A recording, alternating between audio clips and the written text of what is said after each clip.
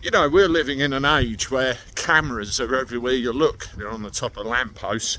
They've even got bat boxes on them in London now. Have you seen that one? And obviously I'm talking to you now on a camera on my phone. You can't move anywhere without being seen, without being observed doing something. It's really quite incredible. Fujitsu. You remember that company?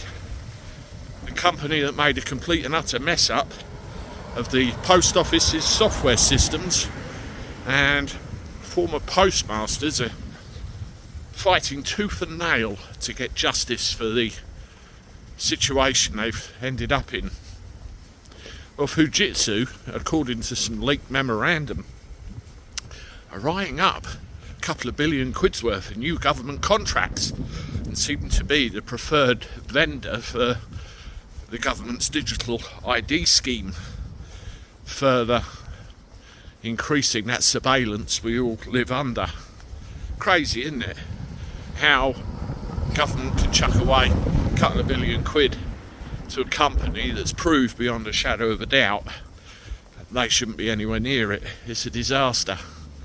Absolute disaster. And it's a bit of a kick in the teeth, really, for all of those people that have suffered as a result.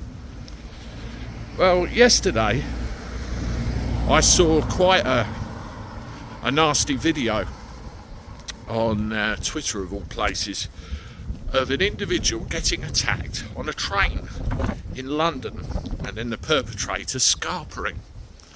Well, all of that was recorded on camera, and I have to ask, what use is the camera if a crime is being committed? Where was the police officer? Where was the intervention? Why did people just sit there and watch on a camera while somebody was being viciously attacked? And that person was seen, well, leaving the scene on camera, and they're still at large, and the person that they decided to attack is fighting for their life. Now, just on a separate note, what disgusts me with this is the fact that they bring race into it. They said they're looking for a black guy, and all of the stereotypical types you see online who take issue at all of this stuff took issue at all of this stuff. Well, the reason they said that was to give an adequate description so you could find the person and detain them. It's really quite simple. If it was a white guy, you would say, we're looking for a white guy. It's not rocket science, yet to the people who come out with this crap, it appears to be beyond their imagination. But again, what use are cameras when the police aren't there? Sadiq Khan, as part of his re-election campaign, says he's going to put 1,300 officers back on the streets. Really? What about the others that are no longer on the streets? All you're doing is replacing what was there. It's not going to happen, is it? I don't think it is going to happen. And the other thing to consider as well is, why do people get on trains, get in public spaces with these, well, weapons of choice, do these dastardly things? You know, you could walk around anywhere. You could walk down the street that I'm in right now and somebody could be tooled up and you wouldn't know. They have the same problem in America, where loads of people are carrying something which they shouldn't be carrying. Do you know the very simple solution to all this? In America they call it stop, question and frisk. My friend Bill Cannon will make sure I got that right. Here it's called stop and search. Now, if those systems were in place, that would be a weapon off the street and a life potentially saved. But yet again, that very simple tool of law enforcement has been hijacked by the far left, the extremists, who say it's racist.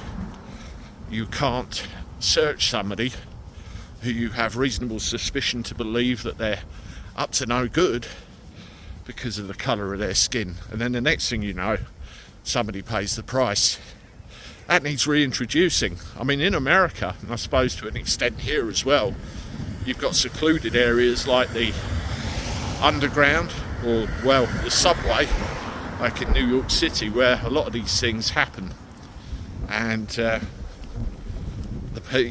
powers of the police are taken away. You get those weapons, you get those knives off the streets. It's a start. But then what happens when somebody is caught in possession of one of these things? Possession with intent. Well, not a lot. That's the other problem. There's no teeth in the law. They get a slap on the wrist. Or in America, it's a misdemeanor rather than a felony. They get let off quite likely for behaviour that could cause somebody a great deal of harm. And let's face it, cost them their lives. So things are allowed to run riot and get out of control. You look at the statistics in London alone before you go and look at the rest of the country. We've got a massive, massive problem. And no one, nowhere, seems to want to address that elephant in the room. That is, crime is out of control. And they talk about cameras, they talk about digital IDs, they talk about that sort of thing. You're only treating the symptoms. You're not treating the cause, really, are you? You're not getting tough. You know, I talk about America again. Back in the day, they had something called broken windows. That was the way that they policed. What they did, they concentrated on the small stuff. And the theory was that if they... oh my God, there's a lorry. If they prevented the small stuff, it would stop people graduating to more major stuff, more major crimes, and therefore bringing the whole level down completely. It did work in New York City for a great number of years. And slowly but surely, all of these things are taken away, and it's like 1975, Starsky and Hutch all over again. So that's what I think. You need to get tough, or it's never going to change. Let me know what you think in the comments. If you're seeing another one of my videos, one's popped up about now, hit the like button, subscribe, and share the hell out of my stuff. I look forward to talking to you again soon. Toodaloo.